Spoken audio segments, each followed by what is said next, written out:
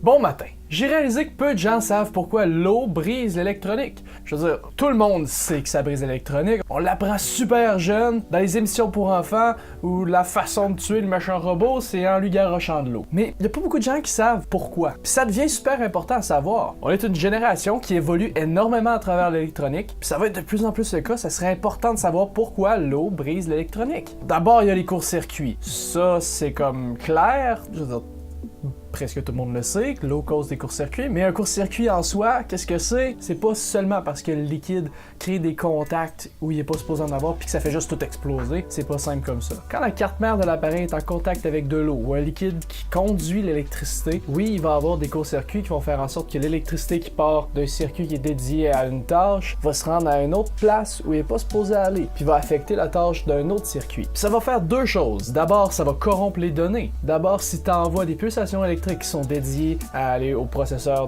d'audio, puis tu envoies ces signaux-là, par exemple, au processeur graphique, le processeur graphique ne saura pas interpréter les signaux électriques, puis il va avoir des erreurs, puis ça va faire planter le système, ou au moins le processeur graphique. Un court-circuit peut aussi faire en sorte qu'un signal qui est supposé se rendre à la carte graphique, ou au processeur graphique, va juste se rendre ailleurs, par exemple directement au ground, puis va jamais se rendre jusqu'à la carte graphique, fait que tu n'auras juste plus d'image. Si t'as de la chance, rendu là, tu peux encore fermer le courant, enlever la batterie, faire sécher ton appareil, le réouvrir, puis tout va être correct. Sauf que la deuxième chose qui peut arriver quand tu as un court-circuit, c'est du survoltage. Si la pulsation électrique qui est envoyée au processeur graphique vient par exemple de l'amplificateur audio, tu te ramasses à envoyer beaucoup plus de courant, beaucoup plus de voltage au processeur graphique que ce qui est supposé recevoir, puis il va chauffer. Ça peut chauffer assez pour faire fondre des connecteurs à l'extérieur du processeur, mais aussi à l'intérieur du processeur. Dans quel cas, il faut comme le changer au complet. Mais rendu là, tu peux quand même essayer de faire chauffer le circuit au complet. Tu peux essayer de faire chauffer le motherboard au complet ou seulement les zones où tu vois qu'il y a des soudures qui ont été défaites pour justement essayer de refaire les soudures, les points de soudure pour redonner les points de contact. Il y a des gens qui vont utiliser des fours qui chauffent à des températures vraiment fixes pour faire fondre juste la soudure sans faire fondre le plastique puis les céramiques. Quoique les céramiques ça fond pas vraiment. Puis il y en a d'autres qui vont utiliser des stations de soudure comme celle-là avec des trucs comme ça qui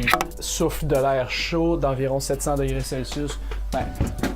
Qui vont entre 300 et 700 degrés Celsius. Mais c'est pas tout ce que les liquides peuvent faire. Ils peuvent causer d'autres sortes de dégâts. Par exemple, il y a des liquides qui conduisent pas l'électricité, comme l'huile minérale, puis l'eau pure, en fait, ça conduit pas l'électricité, mais qui vont causer d'autres sortes de dégâts. Ça peut causer de la corrosion. Puis c'est cool pareil comme principe, parce que ça peut prendre seulement quelques jours, ou des fois même juste quelques heures, pour faire beaucoup de corrosion. Il y a des fois que ça peut prendre aussi plusieurs semaines, ça dépend de la quantité d'humidité qui s'est ramassée à l'intérieur de l'appareil. Mais l'électricité qui passe à l'intérieur des circuits, à l'intérieur des métaux, cause un déplacement d'électrons. En fait, l'électricité, c'est un déplacement d'électrons. Puis un métal qui a plus ses électrons ou dont les électrons mous va être plus sensible à la corrosion. Il va être plus fragile quand il est en contact avec de l'eau ou d'autres produits corrosifs à rouiller. Puis la corrosion, ça affecte pas seulement le fer pour faire de la rouille, ça peut affecter le cuivre, ça peut affecter le plomb, ça peut affecter absolument tous les métaux. Donc l'eau ou le liquide va rapidement causer de la corrosion sur les circuits qui sont vraiment minuscules. Puis comme toutes les corrosions que je connais, ils causent toutes de l'expansion du matériel.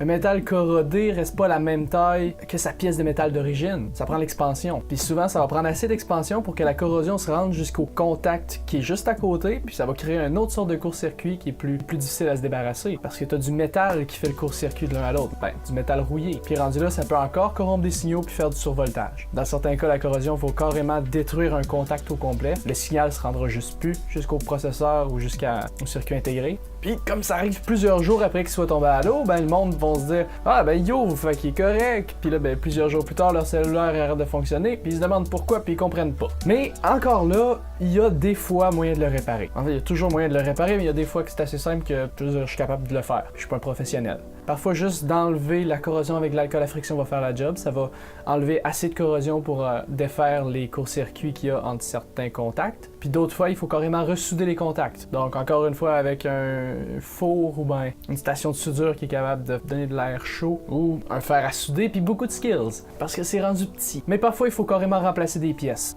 Habituellement, c'est quand même rare que ce soit un processeur qui va être brisé ou un microcontrôleur ou bien un circuit intégré qui va être brisé. Souvent, ce qui va sauter en premier, ça va être les condensateurs. Pour chaque entrée, pour chaque input de circuit intégré, tu as un petit condensateur qui sert d'espèce de fuse pour protéger le microcontrôleur, justement. C'est des petites pièces qui coûtent presque rien, qui sont souvent trop petites pour remplacer soi-même, mais des fois, on a de la chance puis c'en est une qui est grosse qui est à remplacer. C'est pour ça que si jamais ton cellulaire, ton ordi, ou ta tablette tombe dans l'eau, tu le mets à off, t'enlèves la batterie, tu l'ouvres s'il faut pour enlever la batterie, tu le rebranches pas, tu le laisses sécher pendant plusieurs jours, puis mets-le à la chaleur dans un environnement ultra sec, genre comme dans du riz. Tu peux même le passer sous le séchoir à cheveux parce que généralement les cellulaires et les ordinateurs peuvent toffer du 120-170 degrés Celsius sans que même les plastiques commencent à être endommagés. Puis comme l'eau bout à 100 degrés Celsius, ben si tu le fais assez longtemps, tu vas être capable de faire évaporer toute l'eau. Anyway, c'est tout pour aujourd'hui. J'espère que vous avez aimé mon vidéo. Si c'est le cas, appuyez sur le bouton j'aime, partagez-le, puis on va se revoir dans un prochain vidéo. Passez une bonne journée, passez une bonne semaine, et à la prochaine. Bye!